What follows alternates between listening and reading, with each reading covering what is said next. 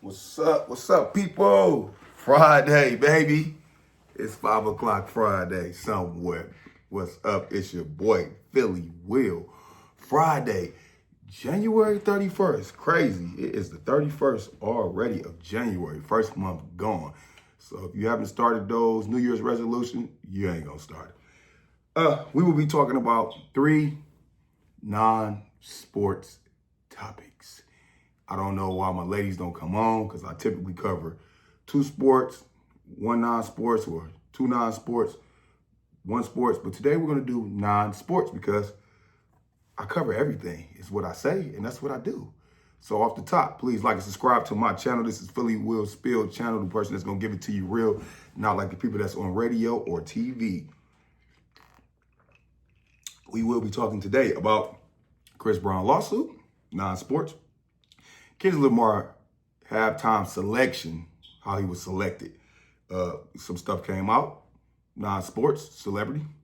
And if you live in Michigan, preferably downriver in the River Rouge area, I feel the need to talk about these speed traps that they got in River Rouge. That is reckless. So, off the top, how everybody doing? Hope you're having a good Friday. Let's get into it. Topic number 1, Chris Brown's lawsuit. Not a lawsuit against Chris Brown for those who's been living under the rock, but Chris Brown is suing. This is cited by Rolling Stone, and everything I'm saying here is alleged. I don't want to be sued. I'm just reading what's going on. So, Chris Brown is suing for $500 million against Warner Brothers over sexual assault alleged in a docuseries. To give you more info. So basically he's suing Discovery, Warner Brothers, and another company for coming out with that docuseries about Chris Brown, a history of violence, saying that he allegedly drugged a woman on a yacht and had sex with her, and also things of him abusing other women, defaming his name, saying he had drugged other women, put his hands on other women, just basically taking his character and driving it into the mud. And most of this stuff is full of lies, allegedly. So he's suing Warner Brothers, Discovery, and another company. Only reason why I'm saying another company is because give me 1 second, hold on. Let me go back one. Let's go back in it. Hold on, let me see if I can read it now. So, of course, you know they want everybody to sign up for everything. So let me go to the other thing that I use on you. Let's go to USA Today. I want to give you a little literature. So, Chris Brown is taking legal actions month after a documentary exploring his alleged history of violence was released. The singer-songwriter sued Warner Brothers, Discovery, and several others for their role in the production of Chris Brown, A History of Violence, a documentary film chronicling Brown's alleged patterns of abuse. He's seeking $500 million in damages, alleged international infliction of emotional distress.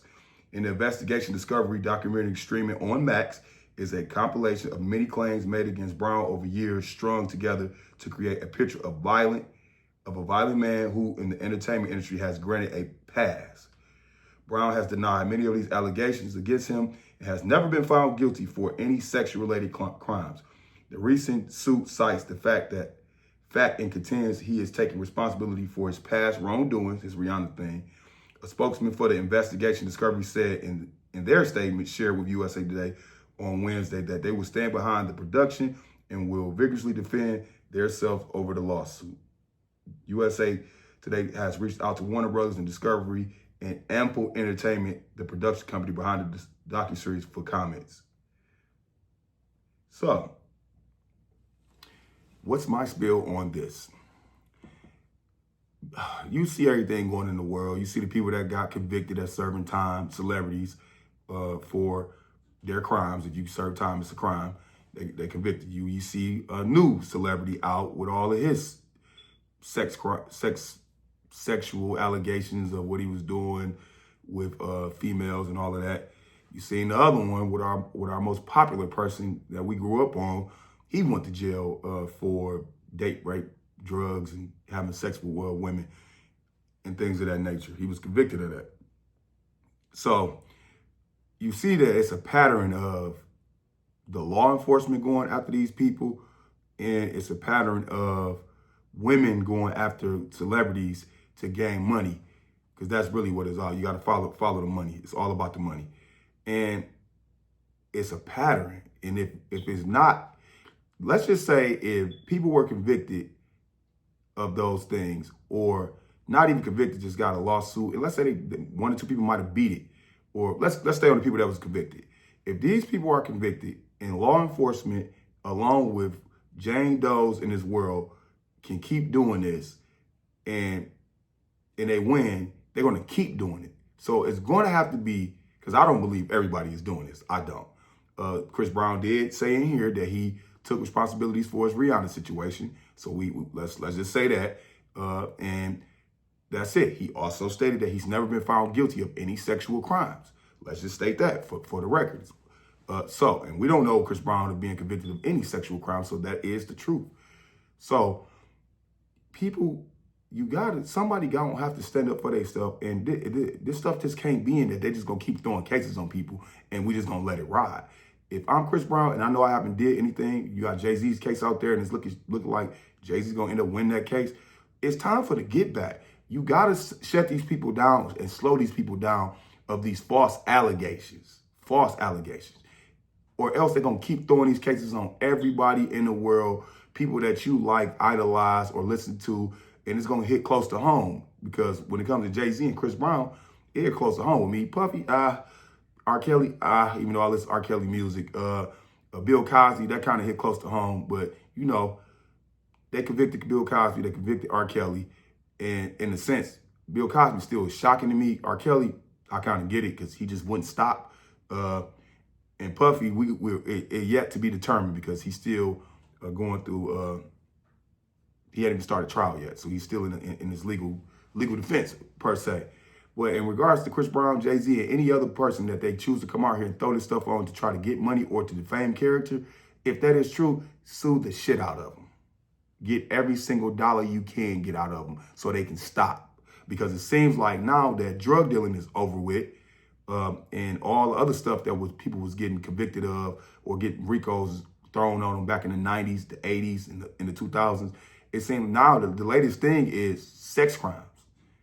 That's the latest thing now. Is just go throw some sex crimes on you. If you fly a chick out from one state to another state and you have sexual relations with her, whether you meet her on Instagram or wherever happened, they're gonna throw a sex crime on you. That to me is crazy. That's crazy. I feel that law enforcement now don't have drug enforcement outside of fentanyl and opioids per se. And the Mexican cartel, the Colombian cartel is still there, just getting across the border per se. But I feel that because drugs and killing is not how it was in the 90s, they don't have nothing better else to do. So now they say, let's make up the newest law, sex crimes. And we're just going to throw it on everybody. The 80s, the 90s, the 70s, slavery, all of that. Sex been a part of every single part of American and Americanized history. And now all of a sudden in the 2020s, we want to start charging people for it? I can understand drugging a woman or doing it against her will. You convict them 30,000, 100%. But we charging people if a woman wants to come have sex with a dude, models, all this. They see basketball players, new basketball players enter the league, football players, all types of celebrities. That's what they do. That's how they make their money. And I'm not saying sex trafficking. The dude might be talking to her. He like her, she like him. He doing whatever, however with her. It is what it is. You got people who are saying they're going to have plenty of girlfriends, celebrities. I'm not going to name no names because I don't want to be sued, but I just think that's crazy for them to do that. And on Chris Brown's situation, if they did that and they were wrong, you haven't been convicted of any sexual-related crimes, you haven't been convicted of anything outside of this Rihanna thing, and they want to keep on bringing your name up every single time, sue the draws off of them, sue everything off of them so they can stop. This has to stop, and this has to slow down when it's false allegations. That's my spiel on that. Next topic. Kendrick Lamar and his selection in the Super Bowl. As you know, probably 8 or 9 months from this, could have been a little less. Kendrick Lamar was selected for the Super Bowl. Super Bowl is next Sunday, and there was a lot of noise behind him being selected over Lil Wayne. Lil Wayne said he thought he was going to be selected. You can see him at a 40-40 reopening, and it was, I guess, alleged that he was told then that he might be selected. He wasn't selected. He came out. He was hurt, real hurt. He thanked his fans for everything and all that. Allegedly, people are saying Lil Wayne left bad taste in people's mouths for coming to shows late or not coming to shows at all, and just whatever. That's alleged. I don't know anything about that. And then it was just a lot of things. So in the last 2 hours, I picked this up before I started my channel looking at things. This is on the Steve Harvey Morning Show. And the title was, "This is why Jay-Z chose Kendrick Lamar over Lil Wayne for the Super Bowl." I'm not going to read it all, but I'm going to read the part where I thought had the biggest bang for its buck. So I'm going to start where it says, so I guess somebody named Perez and Jay-Z are the people that litigate over who they're going to pick for not only the halftime show, but the singing the national anthem and everything else in the beginning. So I'm just going to start with the Perez statement. "I didn't choose the artist, but I do believe that definitely there was consideration for Lil Wayne," says Perez. "Jay-Z comes back with ideas," she explained. "It really starts with his thinking. It's easier for him. It's almost like a chef picking the special for the evening. He comes up with the short list and we work our way through that." So it's like Jay-Z pulls out people to do it, and then his team work on who's going to do it. Perez said there are several things that the team factor into this decision. They consider the theme of the show, examine the post of the times, and tap into who everyone is listening to. They know people don't all listen to the same thing, and not everyone will like their selection. Yet the main goal is to bring generations together and embrace the culture whichever city is hosting the Super Bowl. Rock Nation feels like K-Dot can do that even if he's not the native New Orleans NOLA native. NOLA native John Batista will be singing the national anthem, while trombone shorty and Christian pop singer Lauren Daigle will perform the American Beautiful. So they do got some New Orleans people actually in it. "He has had an incredible year, very deserving of attention," Perez explained. "The Grammys also acknowledged that that's part of our consideration." So there you have it. This is how they say. And unless you are a person that has footage, has written documentation, has some type of fact checking before you comment on my video, or you say it in your head with all these conspiracy theories, don't do it for me. They don't. I'm not that type of person. I do believe things are being maneuvered around, fingers are being pulling strings and stuff like that. I do believe that, but what I don't place my belief all the way in it if you don't have fact-checking things, written documentation, videos of the person saying that. So don't come over here telling me that that's a lie, that's BS. All you can do is take a person's word for a person's word. And what I'm going to tell you for my spiel, Kendrick Lamar right now, when he play that fa, that Luther, I'm going to be liking it. When he play that squabble, I'm going to be liking it. And if he do play the They Not Like Us, which I think he's not going to probably play it, I think at most he'll probably let the beginning come out with the band because he like bands. They might hit the beginning, but I don't think he's going to perform that. I think it's going to transition into one of these other songs that he got right now. And then he might do some songs back from his classic first album and things of that nature. But right now, Kendrick Lamar, he is the hottest. He's the hottest. He's on the top of the billboards.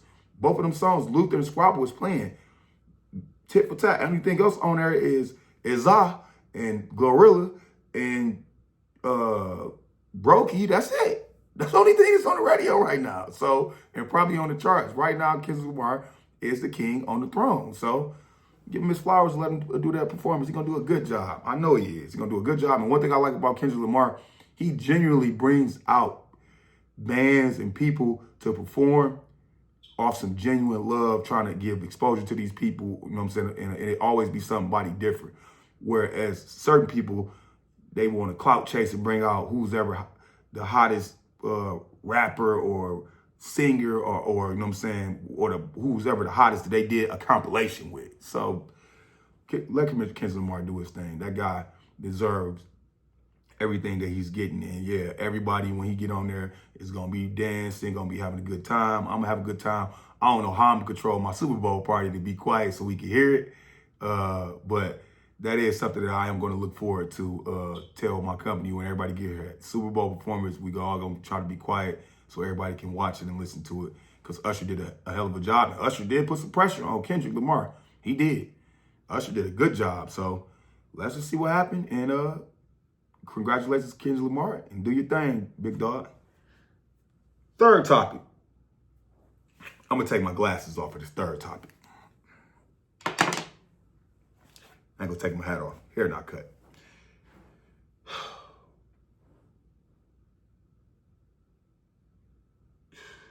Give me 1 second. I got to go back.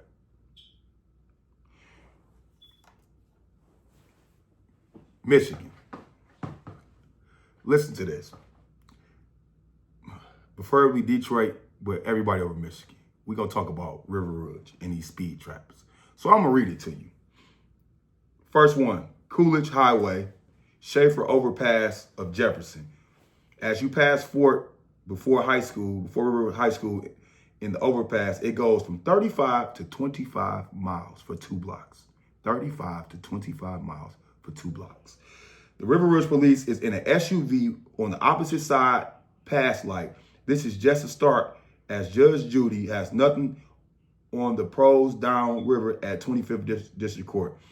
They have taken the art of first giving tickets in the 2 blocks 25 speed trap. Then on court day, you are told to go to court and no points, get pulled out in groups of 3 to a plea bargain with the city prosecutor to plead guilty to a no points impeding traffic.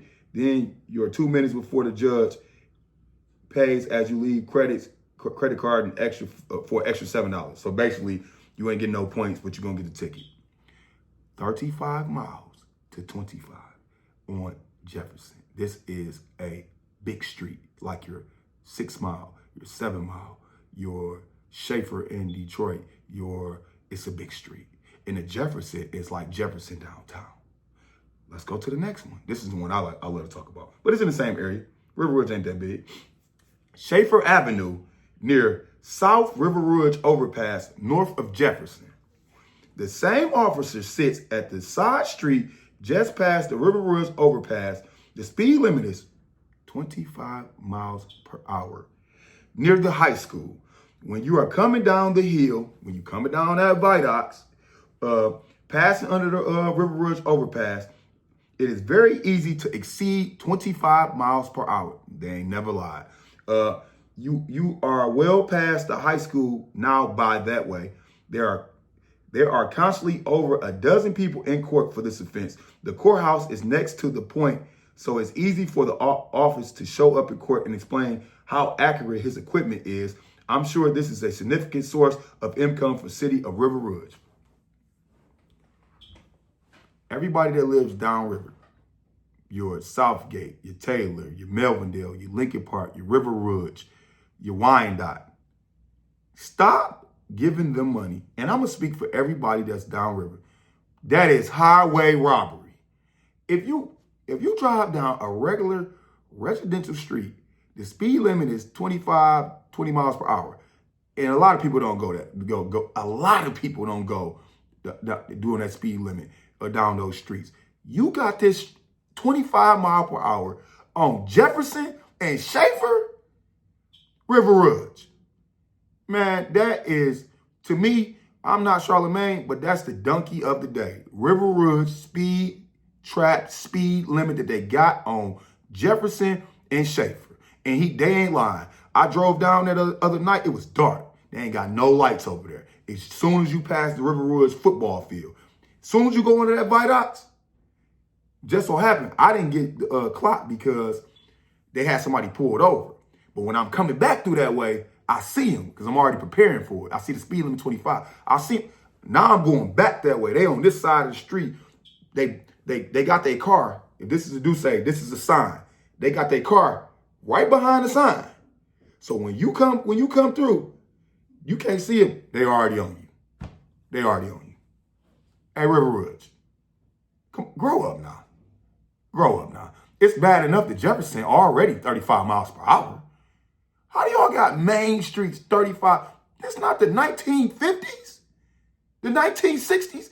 Taylor got one under the Gardner White, speed limit 45. Okay, you doing 55, 60, you deserve to get it. You got people in the 2020s going down Schaefer to Jefferson, and the speed limit is 25 miles per hour. In the words of Bubba Dub, River Rouge, that's trash. Y'all need to knock it off. That speed limit need to at least be 35 on Schaefer, and Jefferson need to be 40. It ain't never nobody on the street. It ain't never busy. It ain't never crowded. I mean, you got your regular routine traffic, but it ain't like getting on 94 and 94 and 96, the Lodge and 94. It ain't like 75 over there by Springwells at 5 o'clock. It ain't nothing like that. So why do y'all got the speed limit right there? Because of the school? River Rouge, knock it off. People that live downriver or people that's passing through there, you know you got to go through there. Do not give them your money. Do not give you money. 25. I want people to comment on my video today and tell me how many cities in Michigan where they got a speed limit on a main street, 25 miles per hour. River Rouge, knock it off, man. Knock it off. And they getting tickets like this. Like this. I gotta damn near think they're giving you a ticket if you do 30. When you come through there, you might as well do 20. When you coming down Schaefer, down that body, you might as well do 20. And I don't know about everybody's cars. I don't think speed control start until like 35, 40. So you can't even speed control. You got to control it yourself. So people, law enforcement, whoever the mayor, whoever that is a politician, man, speed that speed limit up. It's the difference between controlling speed and keeping things safe and highway robbery. That is highway robbery down Schaefer in West Jefferson. Highway robbery. But I'm just giving y'all my spiel. I'm at 20 minutes. I try to keep it at 20 minutes. I'm Philly Will all day, every day, and twice on Sundays. And these were non-sports related topics. I'm spacing my videos out.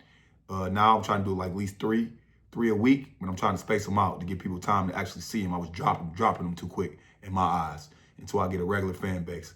But that's all I got. Have a good day.